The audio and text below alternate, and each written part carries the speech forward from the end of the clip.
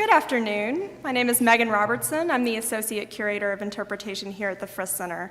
Thank you so much for joining us today for our curator's perspective on the exhibition Ragnar Kjartansson, The Visitors. Today, we'll hear from the Frist Center's Chief Curator, Mark Scala, who organized the exhibition. The Visitors will be open through February 12th of 2017 in our upper-level galleries. It is an immersive 9-channel video installation that truly must be experienced in person. I hope you'll take time to see it today after the lecture. We have a free day today as part of our community opening, so go on up there, spend as much time as you can, and just let it kind of take you away. The Frist Center would like to thank the Metro Nashville Arts Commission, the Tennessee Arts Commission, and the National Endowment for the Arts for their ongoing support of our exhibitions and programs. Finally, thank you, Mark, for introducing the exhibition to us. Ladies and gentlemen, please join me in welcoming him to the stage.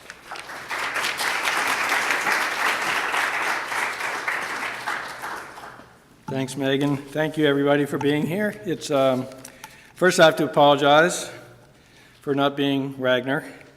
I would like to be Ragnar. I think this is a good moment for him. He's traveling all over the world. His star is definitely on the rise. He is in museum exhibitions. Of course, currently he has an exhibition, his retrospective that was organized by the Brady Center in London, is at the Hirshhorn Museum, and it's a very important time for him.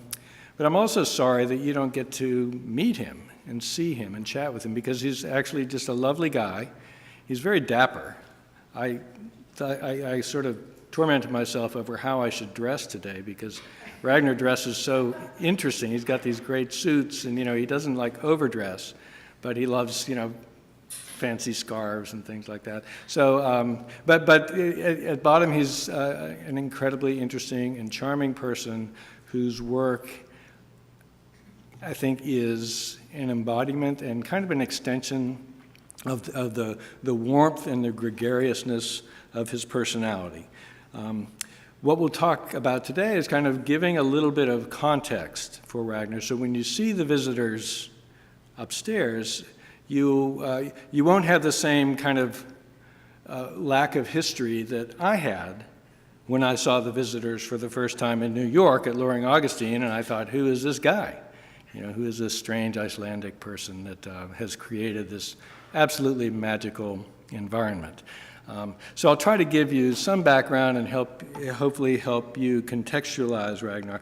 Before I do that, I'll give you some sense of who, how prolific he is and how significant he is a figure in the art world. And then I'll just ask you to forget about all that, forget about how important he is and just enjoy the work. So he has represented Iceland in two Venice Biennales, in 2009 and in 2013. He's exhibited works in major museums around the world, including the Museum of Contemporary Art in Montreal, the Palais de Tokyo in Paris, the New Museum in New York, the Carnegie Museum in Pittsburgh, and of course that retrospective that I mentioned currently at the Hirshhorn, which I would encourage you to all go see if you have a chance to be in Washington over the holidays.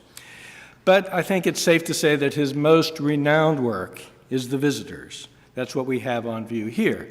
We saw it first. Susan Edwards, the director here, saw it first, and then she said, Mark, you need to see it. So I went up to New York in 2013 and saw it at the Loring Augustine Gallery and was completely blown away. I think that for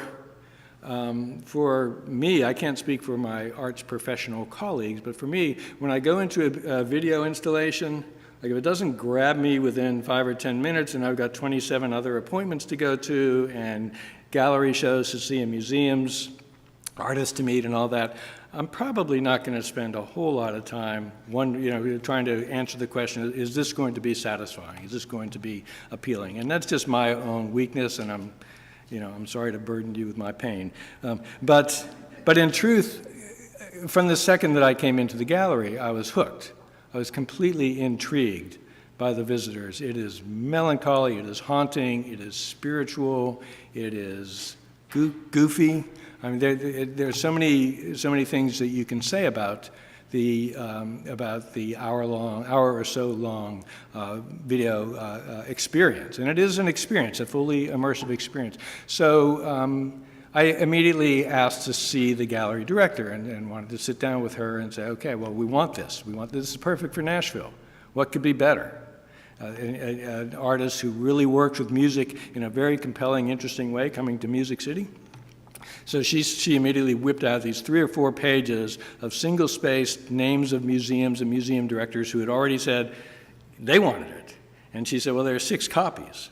It can't go everywhere. So the likelihood is that it's not going to come to Nashville. But she said, well, I will share this with Ragnar and see if he's interested. And he immediately expressed an interest. He loves Nashville. He had never been here up at that point, but he loves Nashville. He loves the concept, the idea of Nashville. He loves Music City. He loves country music. When he was a kid, he used to listen to Johnny Cash and Johnny Paycheck and Dolly Parton and everybody that those of us who are more sophisticated probably didn't listen to. But turns out he's pretty sophisticated and still liked this music. So it really seemed to be a very natural thing for him to have the work come here. And so we were very fortunate to be able to borrow one of the 6 copies. It's from the Gunn Gallery at Kenyon College in Ohio, which is not especially well known as a major contemporary collection, but it is funded by Graham Gunn, and his sister Agnes Gunn went there, and they're very large major art philanthropists in New York. And so it's co-owned by the ICA, the Institute of Contemporary Art in Boston, and by the Guggenheim Museum. So all 3 of them had to agree to the loan, and they very graciously did. So we were really happy to have that. I think you'll find that, I hope you'll have the same experience that I've heard from many, many people as they talk about the exhibition as they leave. It has a certain kind of appeal. Art Forum called the visitors deeply affecting. Not a utopia, perhaps, and more bittersweet than sweet, but for that hour or so, very nearly ideal. And then critic Calvin Tompkins writes, his work, Ragnar's work, based on repetition and duration, not storytelling, can be seen as an attempt to bridge the gap between performance art, which is filmed or video or live performances by visual artists, and traditional theater. And I could add painting. And you'll see there's a very painterly dimension to the videos that you'll see upstairs. So where does this unique cross-disciplinary focus come from? Kjartansson is a child of the theater. His father was an actor and a director at Reykjavik City Theater, his mother an actor.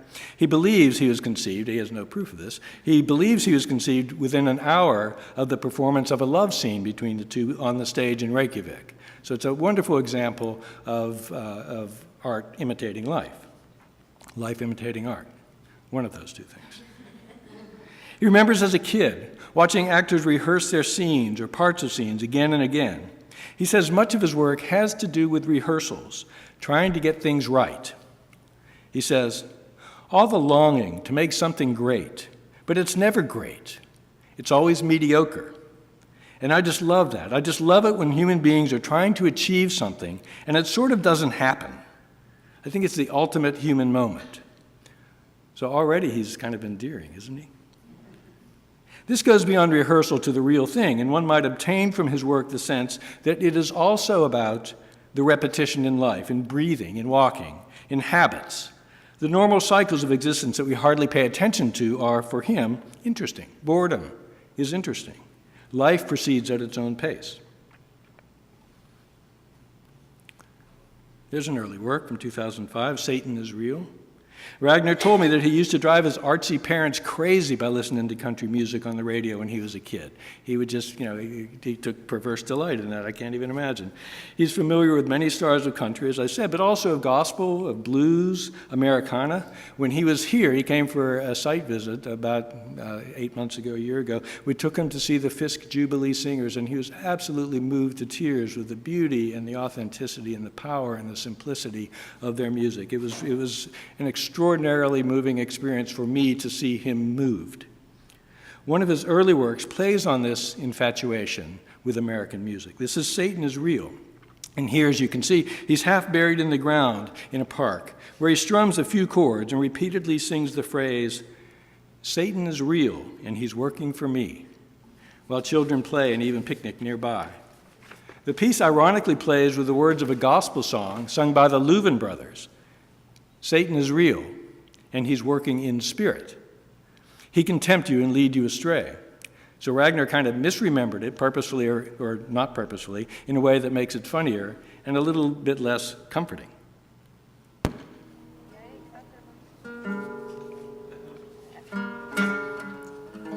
Satan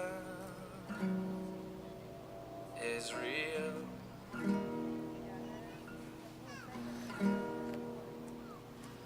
He's working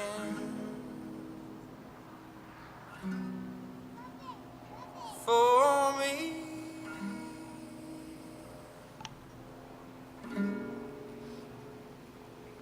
Satan is real.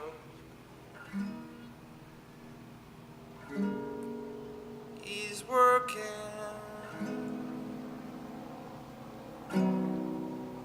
for me.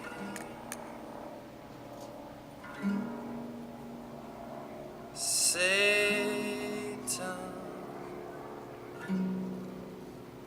is real.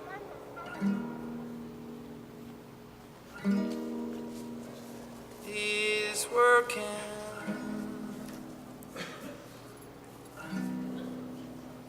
for me.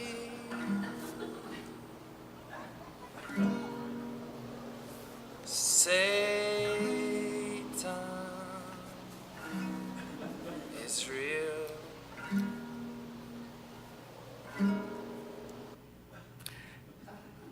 So it's just adorable, isn't it? It's kind of, he sets up a very anomalous situation. You don't know whether the symbolism is that he's, sprung forth from the earth, from the underworld, or whether he's on his way down.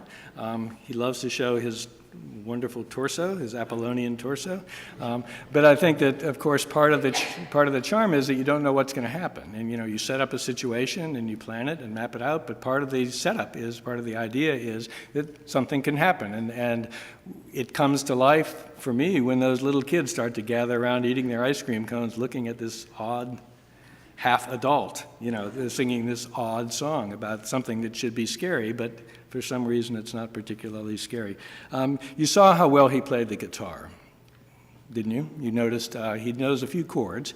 He doesn't really think of himself as a musician, but he did play in bands growing up in Iceland. Iceland has a pretty strong music scene. The first band that he formed was back in the 90s, and at that time everybody was very grungy, and so they had an anti-grunge aesthetic and would dress up in jackets and ties. And they played a lot of ladies' clubs and made people of a certain generation feel a little bit better about the youth. Later on, he formed the electro-punk band Trabant, and this is Trabant's one of their publicity shots. And here everything is stripped down to the bare essence. So one does see a bit of his body throughout his works, and actually you will even be treated to some upstairs when you go see the visitors. So where does he come from? Where do these ideas come from? He studied at the Royal Academy in Stockholm, in Sweden, in 2000. He also attended the Icelandic Academy of Art, so he's trained as an artist. He's familiar with the major currents in art of the late 20th and into the 21st century. He was interested early on in performance artists, people like Chris Burden, Vito Acconci, Carolee Schneemann, and Bruce Nauman especially. That's Vito Acconci with his classic trademarks performance where he's biting himself. And then the mark that's left becomes kind of an emblem of him having sort of masochistically attacked himself. And Chris Burden on the right in Shoot, where he's having himself shot. So you get this sense of the interest in authenticity, in reality, in bridging the gap between art and its artifice and real life and its pain. The aesthetic at the time was a kind of graininess, black and white, this idea of the handheld or the street scene, guerrilla art, this notion that it somehow seemed more authentic or more real if you didn't have high production values. There's an importance placed on direct experience, often with the sexually focused or masochistic undertones that show the body in crisis, and the body in crisis becomes kind of symbolic of culture in crisis. So fact, not fiction. Real pain, not stylized melancholy. His graduating work in contrast, was called Me and My Mother. And it gives some idea of the emotional intensity and masochism in these earlier artists, but with a sense of humor, theatricality, and implications of familial disgust and discord. He has repeated this performance a number of times over the years, so this still is from one of the times, and then this performance is from another time.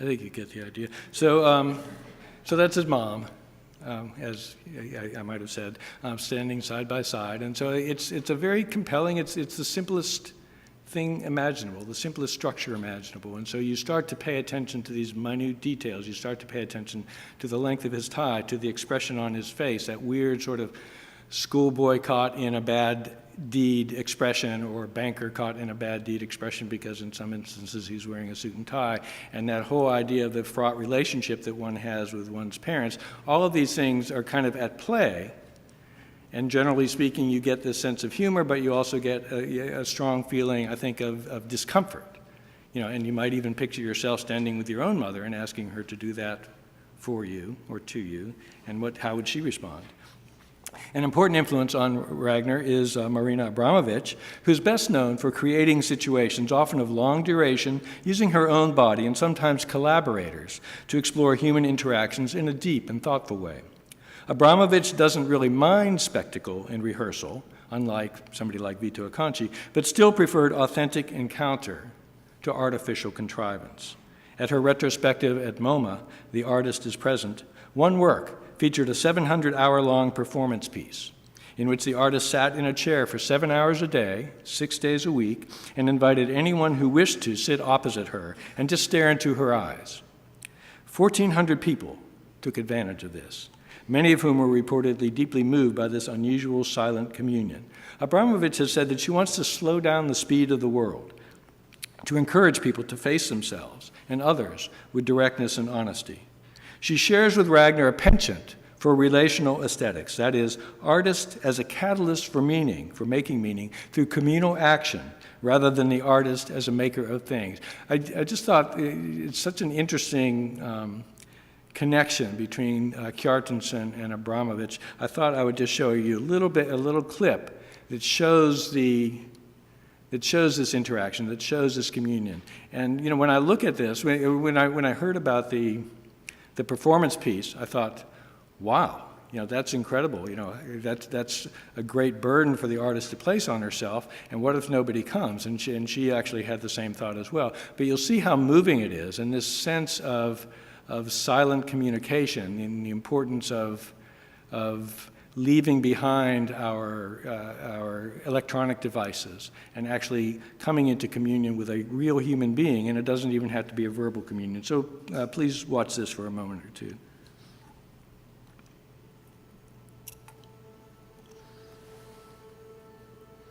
For Artist is Present, I decide to be there in MoMA entire duration of the time of the opening of the museum, which means 3 months sitting there. I knew this is a big chance to show the power of performance art.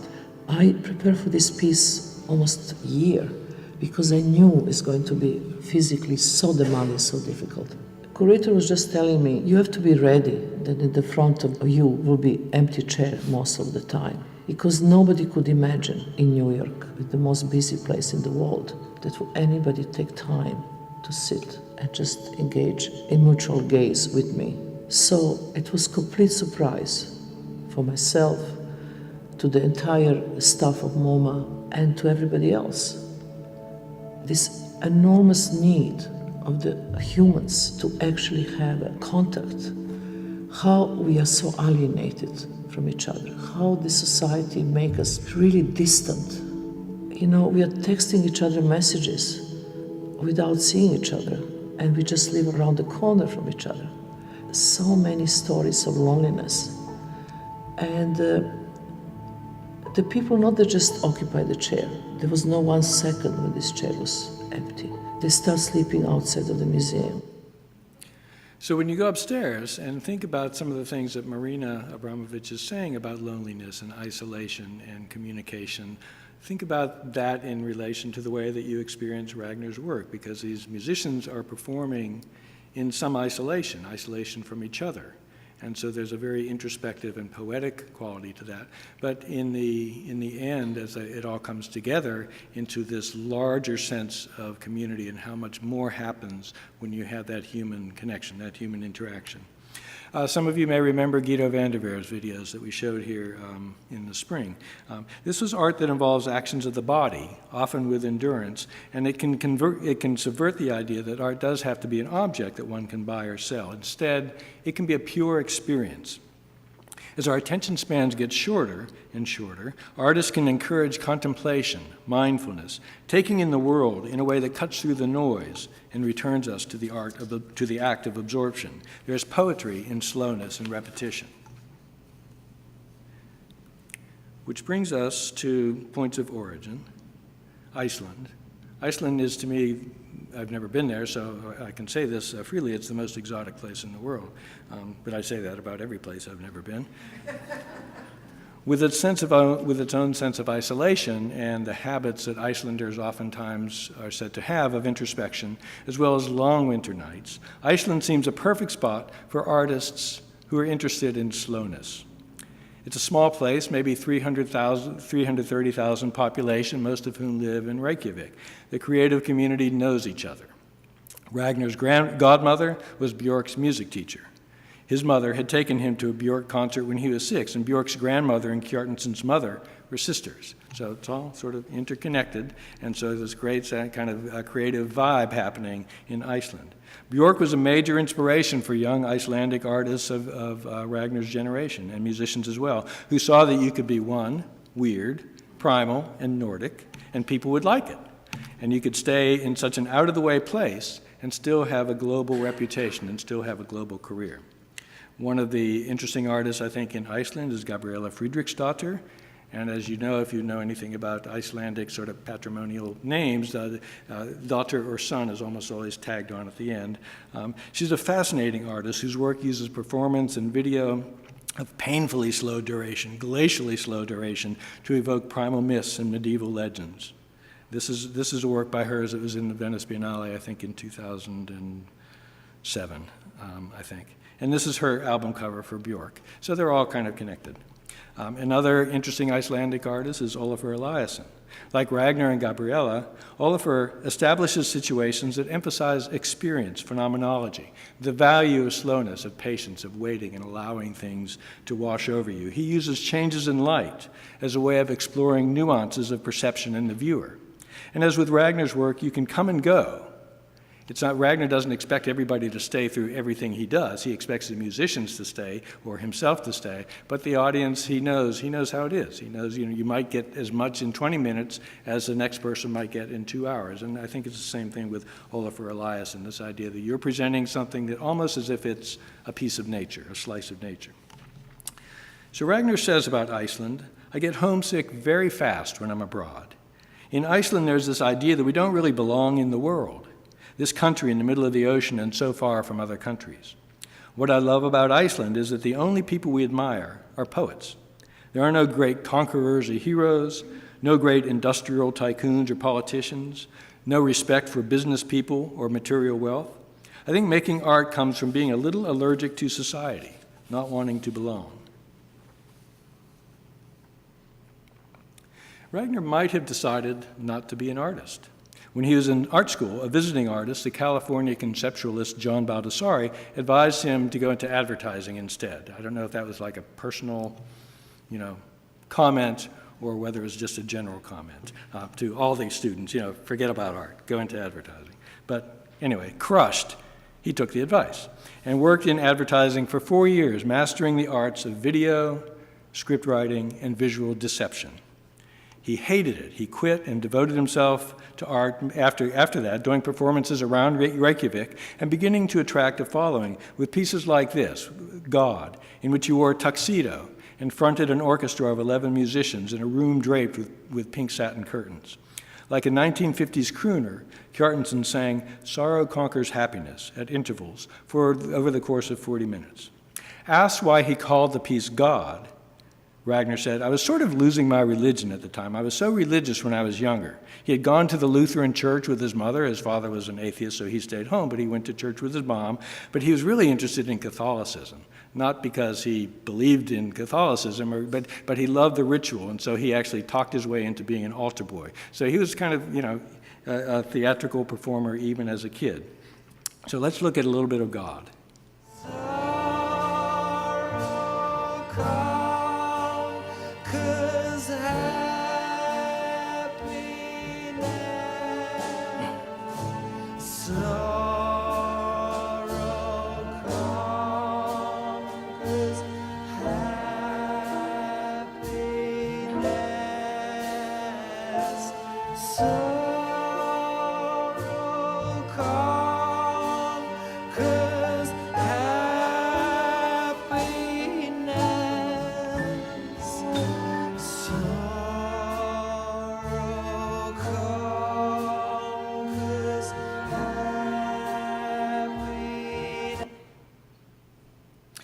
It's a really compelling piece. It makes me think of that sort of Protestant, Northern European Protestant idea of singing hymns to the difficulty of existence, and of course placed in this situation where you can imagine Wayne Newton instead of him singing, it becomes much more contradictory, funny, but also with a strong sense of melancholy. And this is something that I think you see in a lot of his work.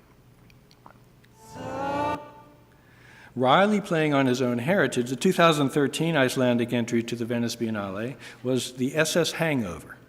This was a rotating ensemble of 6 musicians with brass instruments who repeatedly played a funereal composition by the composer Kjartan Svensson while crisscrossing a lagoon at the Venice Biennale in an old Icelandic, kind of semi-Icelandic, semi-Greek, just a hybrid fishing boat redesigned as this performance stage. The boat and title were inspired by a bar dressed as a boat, you can see that on the right, that appeared in a party scene in the film Remember Last Night from 1935. And the film was based on the novel The Hangover Murders. So it's a pretty arcane explanation of how he came to the title of the SS Hangover.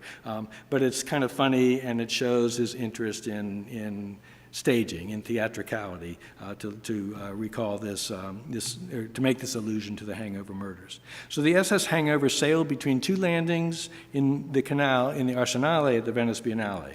The boat dropped off the musicians one at a time, and with each one, when each left, another one came on board, and then it sailed away, and then so the musicians cycled in and out for a period of 6 months. So it's quite an act of endurance, probably one of the longest artworks one can imagine. If one puts time to art, one of the longest artworks you can imagine. So here's a little bit from that.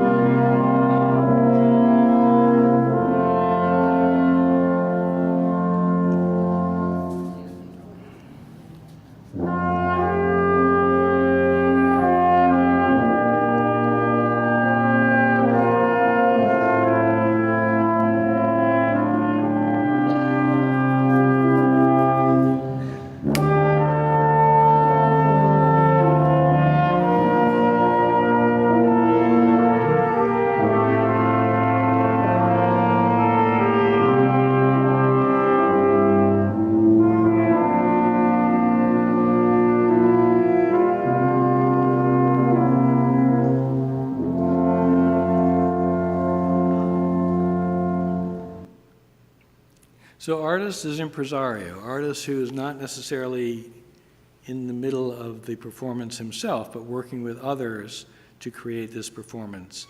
Again, that was composed by Kjartansson, and then the musicians were all basically hired by the artist to do this, but Ragnar was not going back and forth in the lagoon for 6 months. But the work, I don't know if even that one little snippet, it makes people excruciatingly aware of the flow of time. Can you imagine if you're standing there in beautiful Venice and watch the boat go away, and then an hour or two later it comes back, and watch it go away, and so you become really aware of time, so much to the point where you actually stop thinking about time. At least that's what happened to me when I saw it. Of course, at some point you leave, but you stop thinking that time is controlling or dictating your existence, and I think that pacing is really critical to this idea that he has as an artist who sets up situations that really test the performers, but don't necessarily automatically make the audience feel like they're being tested. I mean, you have the free will to come and go. Just the pleasure of slowness, beauty, and the sublime irrationality of the artist's proposition. I mean, it's the most absurd thing you can see. You can imagine this SS Hangover from a 1935 movie floating across a lagoon in Venice with a contemporary composition being played. I mean, it's completely ridiculous. There's no reason for it to exist, and that gives it every reason to exist. This happens again with the 6-hour-long video, A Lot of Sorrow from 2013. This was a collaboration with the indie rock group The National. There they are. He's a big fan of The National, and he asked them to play their short song, Sorrow. You get the theme already, sorrow, from the crooning video. He asked them to play the short song, Sorrow, which he loves for its beauty and sense of sadness. And he asked them to play it for 6 hours, over and over and over and over again. 6 hours without interruption, the same song. So there's a great film of the performance where actually you can look down on the stage floor and you can see the playlist. Every musician, of course, has a playlist in front of him or her, and the playlist in front of each one said sorrow, sorrow, sorrow, sorrow, sorrow, sorrow, sorrow, sorrow. So it played on infinitely, or seemingly infinitely, at the Museum of Modern Art's PS1 in New York. So a really compelling performance, and then they've filmed it, and the film itself, the video itself, is a single channel. It's extraordinary, and I think it's very compelling. I think a lot of people did stay for the entire 6 hours. Ragnar's role, once he set it up, was to bring food out and make sure everybody was okay. But generally speaking, it was the National singing. So this is the Encore. Let's watch a little bit of this. We're only going to do one encore tonight.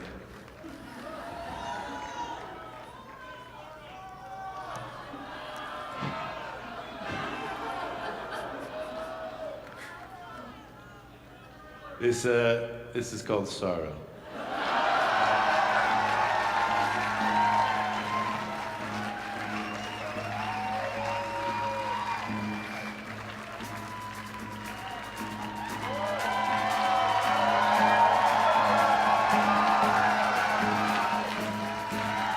Sorrow found me when I was young. Sorrow, where is sorrow won?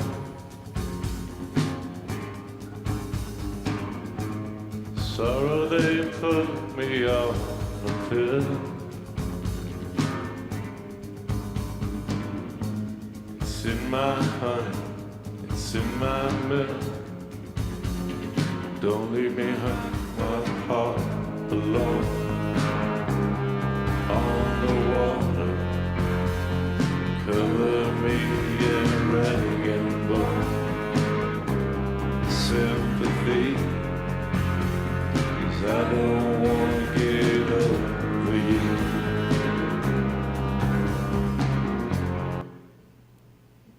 So it's really pushing the limits of people's ability to overcome boredom, or see repetition as an opportunity to see subtle, nuanced changes, and think about that in the context of creativity. So as the audience stays and listens, of course it's wonderful that it's such a beautiful and seductive song because you will stay and listen.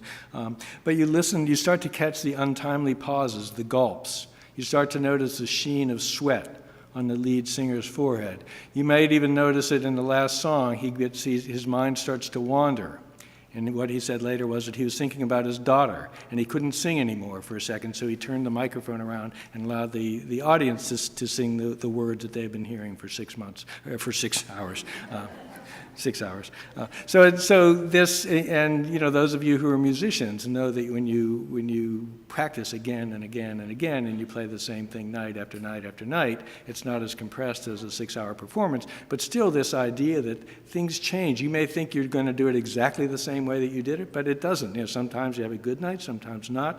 It's just these very subtle things. And it's an argument for looking. It's an argument for paying attention to the moment.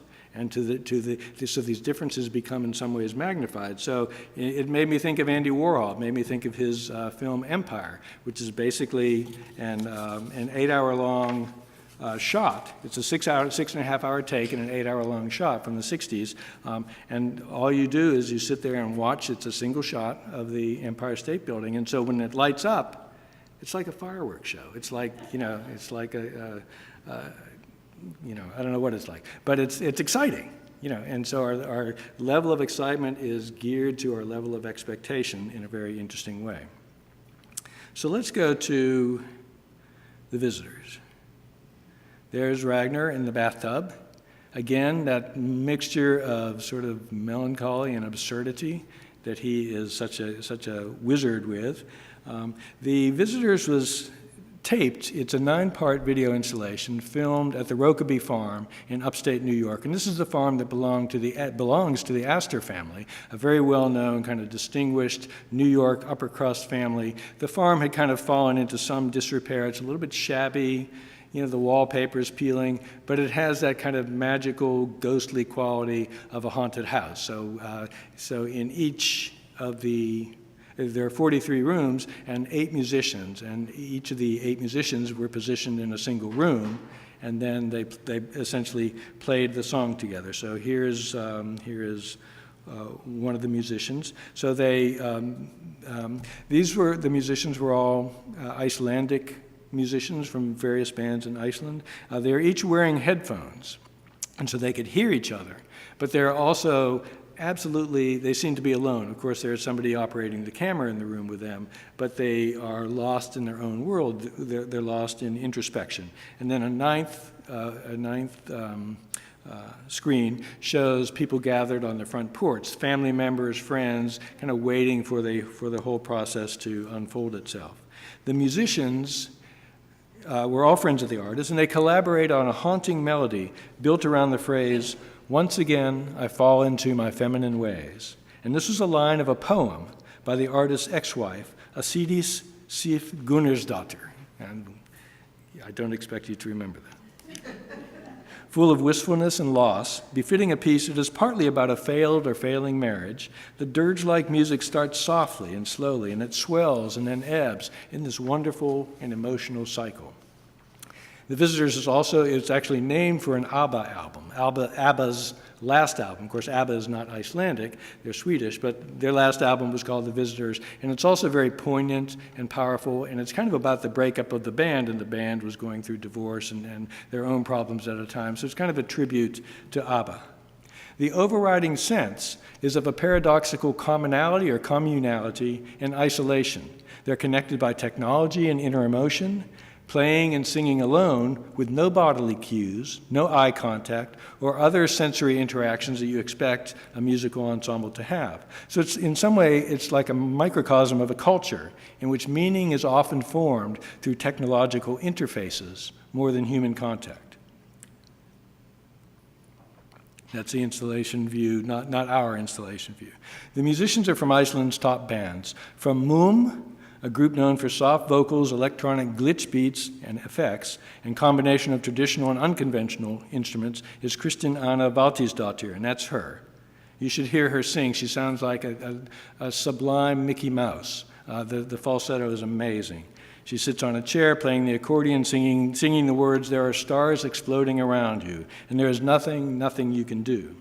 On piano is Kjartan Svensson, one of the original 4 musicians in Sigur Rós, a big band out of Iceland. Svensson collaborates frequently with Ragnar. He composed the brass music for the SS Hangover. These and other musicians are led by Kjartansson himself. You can see him in the bathtub, a tragicomic figure sitting pale, pudgy, and naked. We'll just kind of do a little slideshow and give you some sense of it if you haven't seen it yet.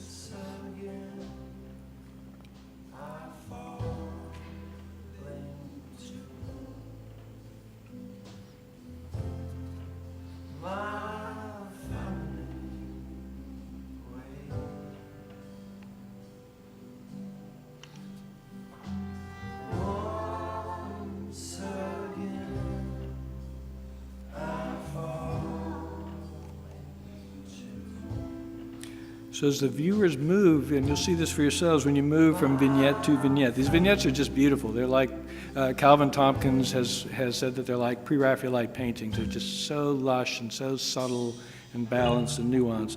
As you follow around, you'll hear the sweet intimacy of each singer or each musician as you stand in front of their screen, and then you hear the whole as you step back. So it's really a wonderful way of engaging you, so you become the visitor. You become physically immersed in the experience in a way that's 180 degrees different from, say, watching a music video.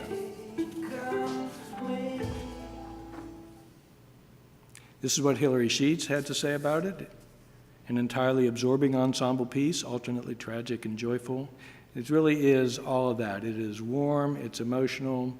We had a press preview this morning, and we were talking about the experience as somehow food for the soul. Somehow, I think we all need a little bit of a capacity to breathe now, to sort of slow down and get away from the jangling quality of our lives over the past 6 or 8 months, especially in this country. But as things unfold around the world, it is an extraordinary experience. Summing up his interests, Ragnar says, with repetition, narrative things like songs, concerts, or operas can lose their traditional form and become static, but vibrant, like paintings or sculptures. I often look at my performances as sculptures and the videos as paintings. So here's what they call the Brady Bunch version.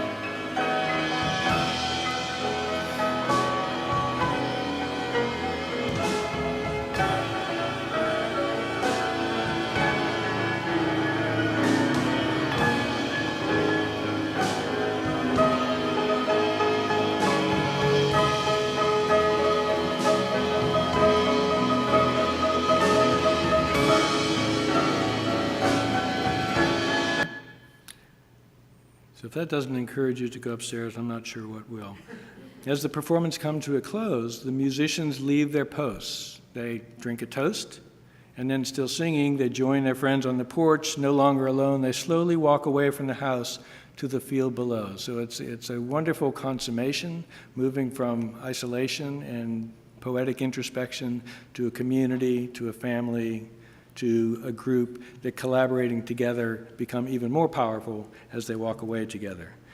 The film or the piece has more of a culmination probably than a lot of Ragnar's works, but what happens, I think, to many viewers is that you don't actually do what you do when you're watching a film or watching a TV and wonder how it's going to come to an end. You actually are immersed in the moment. You are completely attuned to the moment. Each moment is special. Each moment is precious.